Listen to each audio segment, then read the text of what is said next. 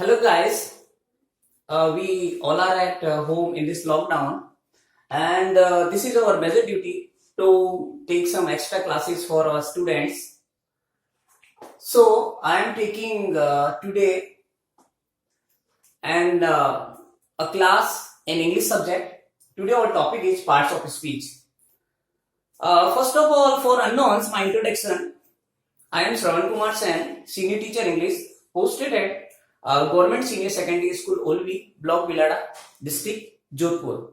And this topic is very important for classes 6 to 10. And for all the English learners, this topic is very important, I think. So, we go in parts of speech. There are 8 parts of speech in English language. I explain here. The first one is noun.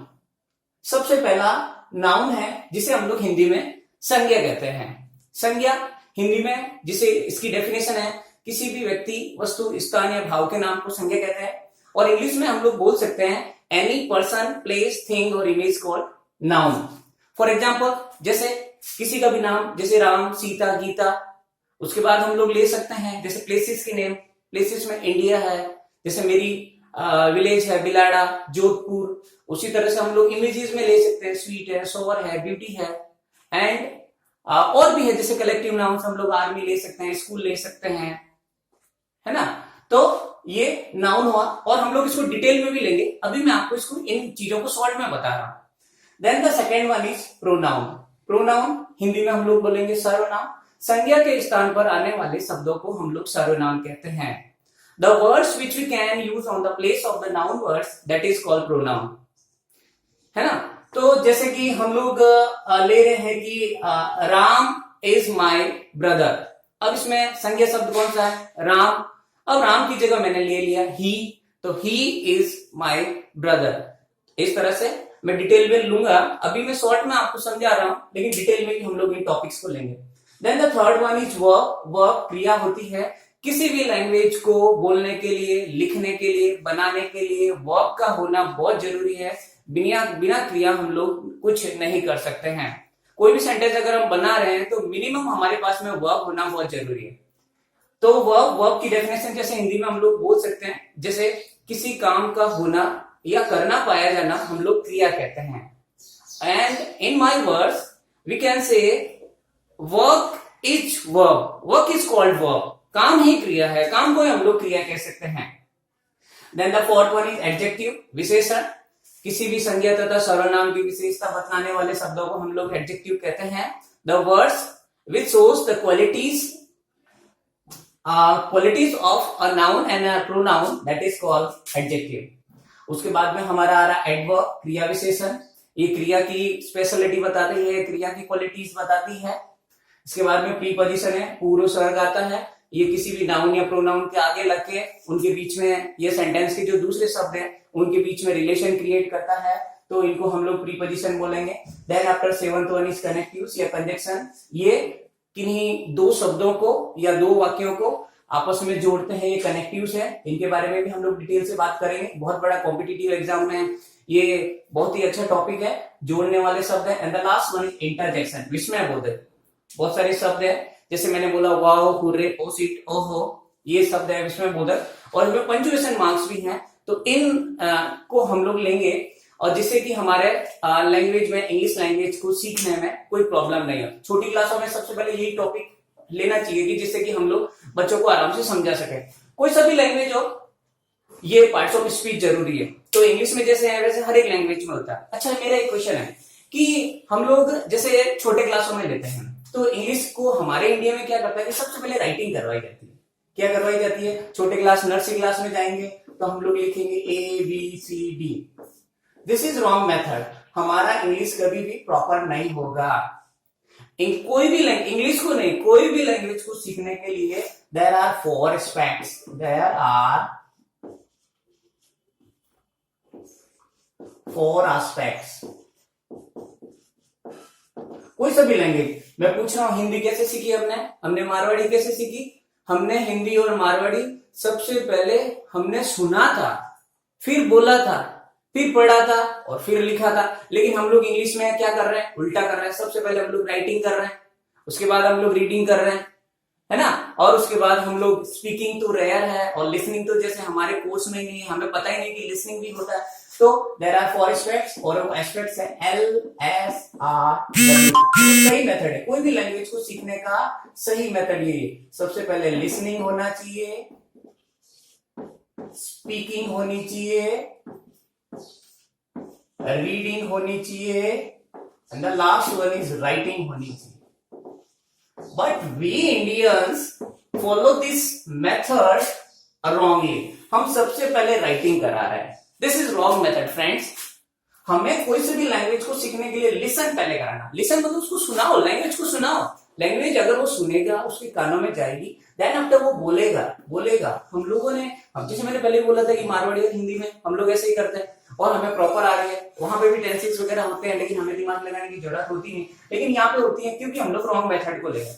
तो language को सीखने के लिए यही मैं nursery class में, जैसे कोई भी टीचर बनना चाह रहा था, मेरा फ्रेंड्स आपसे या मेरे विद्यार्थियों से मैं यही कहना चाहूंगा कि आप बच्चों को सबसे पहले लिसन कराएं। इंग्लिश के वर्ड्स, इंग्लिश की पोएम्स, इंग्लिश की कोई सा भी न्यूज है, कमेंट्री है, उनको आप लिसन करवाएं। छोटे बच्चों के लिए राइम है, कोई पोएम है, उनको सुनाइए। फिर देन आफ्टर उसको स्पीक कराए। अगर वो वर्ड्स लिसन कर रहा है बार बार तो स्पीक करेगा, देन आफ्टर वो रीड करेगा, and the last one is वो राइट करेगा। तो ये था लैंग्वेज को सीखने का सही मेथड है। अब मैं आपको बता रहा हूं कि इंग्लिश में जैसे कोई आपसे पूछ ले कि सबसे छोटी इकाई कौन सी, सबसे छोटा चीज इंग्लिश में क्या था, तो सबसे छोटा चीज जैसे मैं बोल सकता हूं कि जैसे इंग्लिश में सिलेबल होती है। सिलेबल मीन साउंड होती है। सबसे पहले इंग्लिश में साउंड सबसे छोटा होता है। अच्छा, इंग्लिश लैंग्वेज में हम लोग क्या करेंगे, सबसे छोटा अगर बोलेंगे तो हम लोग बोलेंगे कि सर सबसे पहले सबसे छोटा तो अल्फाबेट होता है। अल्फाबेट वर्णमाला। हम लोग हिंदी में और मारवाड़ी में कह सकते हैं कि सर ABCD जो होती है वो सबसे छोटा होता है। नहीं, ABCD में से भी कुछ छोटी होती है, उसमें सिलेबल्स होती है, साउंड होती है, जैसे कुछ स्लैंटिंग लाइंस होती है, कुछ आड़ी तिरछी लाइंस होती है, जिनसे कि हम लोग इन लेटर्स को बना सकते हैं। तो सिलेबल सबसे छोटी होती है। उसके बाद दूसरा, जिसे हम लोग सिलेबल जब कलेक्ट हो जाती है तो बनती है लेटर, जिसे हम लोग अक्षर कहेंगे। अक्षर या वर्ण हम लोग कह सकते हैं। इस सिलेबल इकट्ठा हुआ तो बन गया ABCDEF। तीसरा, हम लोग जब लेटर्स जब कलेक्ट हो जाते हैं तो हमारे बन जाता है वर्ड मतलब शब्द बन जाता है। शब्द बनेगा जैसे APPLE apple. Second one is book, cat, ये बन गया। अब इसमें कितने लेटर है, 1 2 3 4 5, there are 5 letters in one word. अब देखो, सिलेबल था, सिलेबल जब कलेक्ट हुआ, ऐसी आड़ी तिरछी लाइनें कलेक्ट हुई तो A बन गया। फिर ये क वगैरह बना तो ये B बन गया। तो इनसे ये लेटर्स बने, फिर वर्ड्स बने, और वर्ड्स जब कलेक्ट हो जाते हैं तो फिर बनता है क्लॉज। क्या बनता है, क्लॉज। क्लॉज मतलब उपवाक्य। ये बहुत ही इंपॉर्टेंट टॉपिक है मेरे दोस्तों, मेरे साथियों। क्लॉज 9th और 10th क्लास में बहुत ही है। उपवाक्य जिसे हम लोग बोल सकते हैं, और क्लॉज में सब्जेक्ट प्लस प्रेडिकेट होती है। सब्जेक्ट प्लस प्रेडिकेट, इसमें एक कर्ता होता है, देन आफ्टर प्रेडिकेट होती है। प्रेडिकेट में जिसे हम लोग वर्ब एंड ऑब्जेक्ट बोल सकते हैं। और लेकिन ये अपने आप में कंप्लीट नहीं होती, ये सेंटेंस पूरा कंप्लीट नहीं है। इसको कंप्लीट होने के लिए दूसरे अन्य सेंटेंस की या दूसरे अन्य शब्दों की जरूरत पड़ती है, तभी कंप्लीट हो। अपने आप में ये कंप्लीट नहीं, इसलिए इसको उपवाक्य बोला गया। तो वर्ड्स जब कलेक्ट हुए तो क्लॉज बना। नेक्स्ट वन इज क्लॉज, ये सेकंड, ये थर्ड, ये फोर्थ। अब ये क्लॉज जैसे then for example, I go to dash dash dash, where I go, है ना, we don't know। तो यहाँ पे ये इनकम्प्लीट सेंटेंस है। और जब क्लॉज जब इकट्ठे होते हैं तो सेंटेंस बनती है। सेंटेंस मतलब आप लोग सब जानते हैं, वाक्य बनता है। वाक्य क्या होता है, शब्दों का ऐसा समूह। ये जो वर्ड है, शब्दों का ऐसा समूह जो एक निश्चित क्रम में होते हैं, तथा जिसको पढ़ने पर उनका मीनिंग निकल जाए, उनको हम लोग वाक्य बोलते हैं। The combination of the words which makes a meaning, that is called sentence. ये वाक्य होता है। तो कॉम्बिनेशन ऑफ द वर्ड्स, और वो भी एक सीरियल में आना चाहिए कि जैसे पॉजिटिव सेंटेंस में सब्जेक्ट कहाँ पे आ रहा है, वर्ब कहाँ पे आ रही है, ऑब्जेक्ट कहाँ पे आ रहा है, या इंट्रोगेटिव्स में कहाँ पे आ रहा है, नेगेटिव्स में कहाँ पे आ रहा है, ये एक सीरियल होना चाहिए। देन फॉर एग्जाम्पल जैसे I go to school, here in this example we have a subject, verb, preposition and an object. अब यहाँ पे वर्ड कितने हुए, the combination of the words 1 2 3 4 5, 5 शब्द है, पांचों जब इकट्ठे हुए और मैंने इनको पढ़ा तो इनका अर्थ निकला, इसको हम लोग वाक्य कहते हैं। अब वाक्य, अब ये सेंटेंस हो गया। वाक्य जब इकट्ठे होते हैं या वो कंबाइंड होते हैं तो बनती है पैराग्राफ। पैराग्राफ बनती है, हम लोग पैराग्राफ, सीन अनसीन पैसेजेस वगैरह आते हैं, या हम लोग उनको पैराग्राफ भी बोलते हैं। एक पैराग्राफ में 2 या 2 से अधिक बहुत सारे सेंटेंसेस हो सकते हैं, तो ये पैराग्राफ बनता है। और जब बहुत सारे पैराग्राफ इकट्ठे हो जाते हैं तो हम लोग उनको लेसन बोलते हैं, जिसे हम पाठ बोलेंगे। और लेसन्स जब इकट्ठे हो जाते हैं तो यूनिट बनती है, इकाई बनती है। और यूनिट्स जब इकट्ठी हो जाती है तो बुक बनती है, और बुक जब इकट्ठी हो जाती है तो कलेक्शंस बनती है, और कलेक्शंस जब बहुत सारे कलेक्शंस इकट्ठे हो जाते हैं तो लाइब्रेरी बनती है। तो लैंग्वेज को सीखने के लिए हमें बहुत ज्यादा जरूरी है कि कोई पूछे कि सबसे छोटा क्या है तो सिलेबल होता है, सिलेबल कलेक्ट होगी तो लेटर बनेंगे, लेटर से वर्ड बनेगा, वर्ड से क्लॉज बनेगा, क्लॉज से सेंटेंस बनेगा, सेंटेंस से पैराग्राफ बनेगा, पैराग्राफ से लेसन बनेगा, लेसन से यूनिट बनेगी, बुक का कलेक्शन एंड द लाइब्रेरी। ये एक फॉर्मेट है, इनको हमें समझना जरूरी है।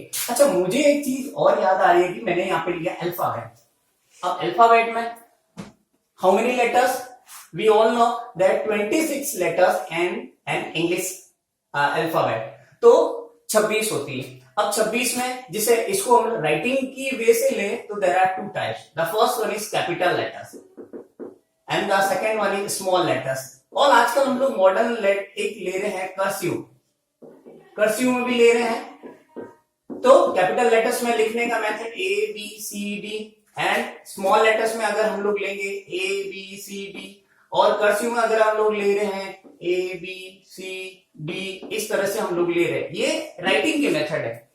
अब अल्फाबेट को हम लोग 2 पार्ट्स में डिवाइड कर रहे हैं। जैसे लेटर्स की अगर हम देखें, किसी भी लैंग्वेज में हम लोग देखेंगे, हिंदी में भी देखेंगे तो स्वर और व्यंजन होते हैं, उसी तरह इंग्लिश में भी स्वर एंड व्यंजन होते हैं, वोवल एंड कॉन्सोनेंट होते हैं। तो देयर आर 26 वर्ड्स, और इन 26 में से हम लोग बोलते हैं the first one is vowel letters and the second one is consonants. अब there are 5 letters in vowel volume. These are A, E, I, O, U. These are the 5 letters which we can say these are the vowels in English language. Vowel letters, है ना। अब ये हो गए। अब हिंदी में बोल सकते हैं कि जैसे ये क्या है, ये मात्रा है, ये इंग्लिश की मात्रा है। वैसे इंग्लिश में कोई मात्राएं वगैरह होती, जैसे मुझे लिखना है सीता, सीता की मुझे इंग्लिश बनानी, तो सीता, तो स, तो एस। अब ये ई जो आया है, ये बड़ा ई, तो इसके लिए सी। अब त के लिए टी, और इस अ की मात्रा के लिए आ। तो ये जो आई है, ये AEIOU में से ये 5 जो वोवल है, इनमें से आ रहा है 5 वोवल है, और पीछे बचे 26 में से 5 गए, पीछे बचे 21 जो पीछे बनते हैं, लेटर बनते हैं, वो हमारे कॉन्सोनेंट साउंड है। और स्वर और व्यंजन के बारे में आपको पता है, स्वर वो वर्ण होते हैं जिनको बोलने के लिए, लिखने के लिए किसी अन्य साउंड की या अन्य ध्वनि की आवश्यकता नहीं पड़ती, वो स्वर होते हैं। और वर्ण कॉन्सोनेंट या व्यंजन वो होते हैं जिसको बोलने के लिए या लिखने के लिए हमें स्वरों की आवश्यकता पड़ती है। बिना स्वर की सहायता से व्यंजन नहीं बन सकते हैं। अच्छा, 26 तो लेटर्स हो गए लिखने के लिए से। लेकिन अगर हम इंग्लिश में साउंड्स को लें, ध्वनि को हम लोग लें साउंड्स में, there are 44 sounds in English language. 44 ध्वनियां होती है। 26 तो हम लोग बोल सकते हैं अक्सर होते हैं, लेकिन प्यारे विद्यार्थियों, मैं आपको बता दूं कि इंग्लिश लैंग्वेज में 44 ध्वनियां होती हैं, साउंड्स होती है। इसमें इनको भी हम लोग 2 पार्ट्स में डिवाइड कर सकते हैं। जैसे कैसे 44 है, 44 साउंड्स है, इनको भी मैंने दो भागों में डिवाइड किया. The first one is vowel sound and the second one is consonant sound. अब वोवल साउंड कितनी होती है कि वोवल साउंड 20 होती है, और कॉन्सोनेंट साउंड कितनी होती है, कॉन्सोनेंट साउंड 24 होती है. और इनमें भी अगर हम डिटेल में जा रहे हैं कि वोवल साउंड भी इसमें भी होता है, जैसे प्योर वोवल एंड द डिप्थॉन्ग्स. ये एक फोनेटिक्स का टॉपिक अलग है. जब भी मुझे टाइम मिलेगा मैं छुट्टियों के दौरान आपसे एक फोनेटिक्स का टॉपिक भी लेने की बड़ी मेरी इच्छा है कि मैं फोनेटिक का टॉपिक लूं. तो वोवल को भी दो पार्टों में, जैसे 20 साउंड्स होती है तो इसमें प्योर वोवल अलग होते हैं, इसमें डिप्थॉन्ग्स अलग होते हैं. 8 प्योर वोवल्स होते हैं, 12 जो डिप्थॉन्ग्स होती हैं जो मिक्स्ड वोवल के साउंड से बनती है. और कॉन्सोनेंट्स में भी हम लोग अलग अलग इनमें भी डिवाइड होती है. तो ये ज्यादा टॉपिक का बात नहीं है, लेकिन मेरे दिमाग में ये आया था तो मैंने आपको ये बताया था कि 26 तो लेटर होती है और 44 साउंड्स होती है. 44 साउंड्स को भी हम लोग दो भागों में डिवाइड कर रहे हैं, vowel and the consonant. There are 20 sounds in vowel sounds and 24 sounds in consonant sound. अच्छा, अभी हम लोग वापस, अब इतना सारा करने के बाद हम लोग अपने वापस टॉपिक में आ रहे हैं. अपना टॉपिक था आज का पार्ट्स ऑफ स्पीच. भाषा के भाग या भाषा इनके बिना इनकम्प्लीट है. जब तक हमें ये पार्ट्स ऑफ स्पीच नहीं आएगा हम लोग पूरी तरह से नहीं जा रहे हैं. और मैं आपको बोल रहा हूँ कि जो मैं करवा रहा हूँ आप लोग अपनी नोटबुक में भी डाउन कर सकते हैं, नोट डाउन कर सकते हैं, लिख सकते हैं और अपने नोट्स बना सकते हैं. मैं अब लोग हम लोग वन बाय वन इन चीजों को डिटेल में लेंगे. The first one is noun. Noun संज्ञा, and the definition is any person, place, thing or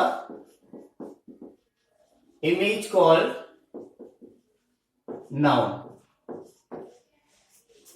Any person, person मतलब व्यक्ति, place स्थान, thing कोई भी चीज, image मतलब भावना, call मतलब कहलाती है, noun मतलब संज्ञा. तो हिंदी में किसी भी व्यक्ति, वस्तु, स्थान या नाम, भाव के नाम को हम लोग संज्ञा कह सकते हैं. फॉर एग्जाम्पल हम लोग एग्जाम्पल ले रहे हैं, जैसे Ram, Sita, Bilara, India, fan, pen, beauty, chair, gold, zinc, school, army, etcetera and etcetera. तो बहुत सारे नाउन वर्ड्स, बहुत सारे. अभी मैं आपको एक चीज बता रहा हूं कि ये जो चार है, जैसे मैंने बोला कि ये वाला है, ये यहां से हम लोग 5 को ले सकते हैं. ये जो पार्ट्स ऑफ स्पीच हैं ये इनमें मतलब हम लोग बोल सकते हैं ये फिक्स नहीं है. इनमें हमेशा नए नए शब्द जुड़ते जाएंगे. नाउन में हमेशा नए शब्द जुड़ते जाएंगे.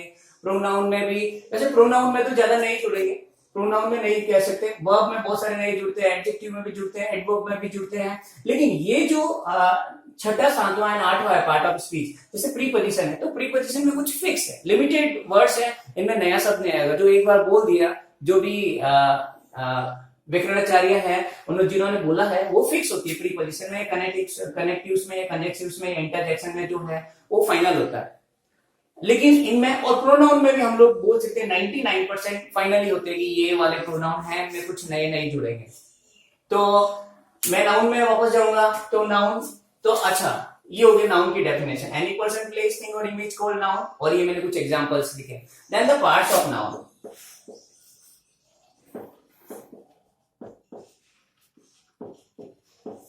अच्छा, संज्ञा कितने प्रकार की होती है कोई पूछेगा कि जनरल वे में हम लोग छोटी क्लासों में बता दें कि there are 3 types of nouns. The first one is proper noun, common noun and the abstract noun. 3 ही होती है, जैसे व्यक्तिवाचक, जातिवाचक और भाववाचक. लेकिन यहाँ पे मैं आपको 5 प्रकार की संज्ञाओं के बारे में बताऊंगा. ऐसे जनरली 3 टाइप की होती है, लेकिन इनको हम लोग और भी ज्यादा डिवाइड कर सकते हैं. तो there are 5 types of noun. The first one is proper noun,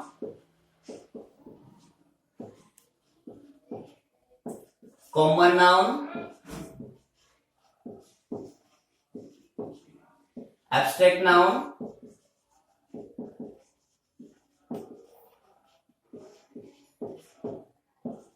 material noun,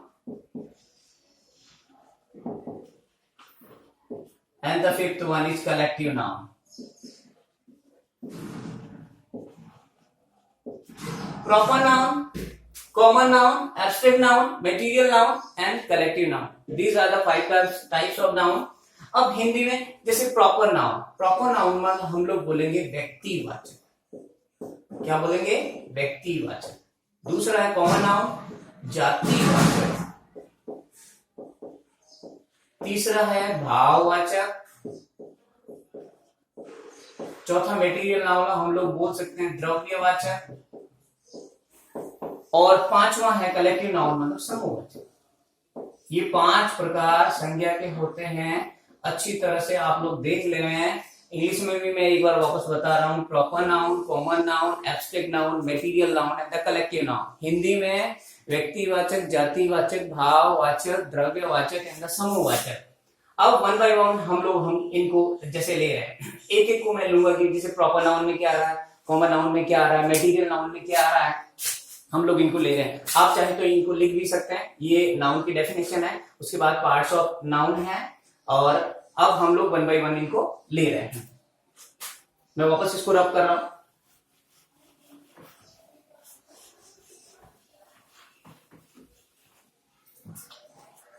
first one is proper noun. Proper noun व्यक्तिवाचक.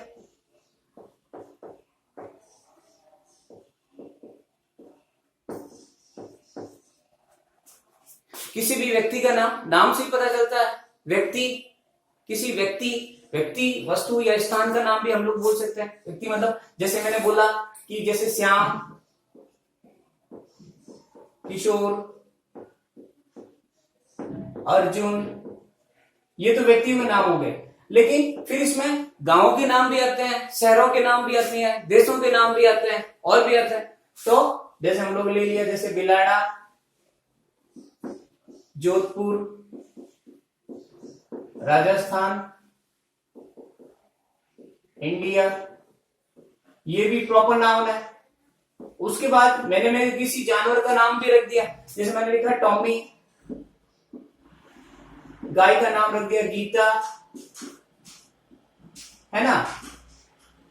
और जैसे मैंने किसी मेरे बैल का नाम रख दिया लखन. तो ये भी प्रॉपर नाउन में आ रहे हैं. मैं मेरे पेन का नाम भी रख सकता हूं रामलाल. वैसे जब तक ये पेन है उस समय तक तो कॉमन नाउन है. लेकिन जैसे ही मैंने इसका नाम रख दिया तो ये प्रॉपर नाउन बन जाएगा. ये प्रॉपर नाउन है. अच्छा, प्रॉपर नाउन की कुछ स्पेशलिटीज होती है. प्रॉपर नाउन जैसे अभी मैंने कुछ शब्द लिखे हैं, ये मैंने यहाँ पे वर्ड्स लिखे हैं. आप बता सकते हैं कि इनकी क्या क्वालिटीज होती है. अभी देखिए प्रॉपर नाउन की मैं आपको क्वालिटीज बता दूं. सबसे पहले प्रॉपर नाउन का जो फर्स्ट लेटर होता है, ये जो फर्स्ट लेटर होते हैं कोई से भी, ये हमेशा कैपिटल लेटर्स में होते हैं. अंग्रेजी के हमेशा बड़े वाले अक्षर में लिखे जाते हैं. देख लेना, कभी भी हमेशा इंग्लिश के कैपिटल लेटर्स में लिखे जाते हैं. एक तो ये. और दूसरी इसकी क्या स्पेशलिटी है? दूसरी इसकी स्पेशलिटी है कि इनके आगे कभी भी हम लोग किसी भी आर्टिकल का यूज नहीं करते हैं. अब आर्टिकल क्या? आर्टिकल ए एंड द हम लोग देखेंगे. Article definite and indefinite, there are 2 types of article.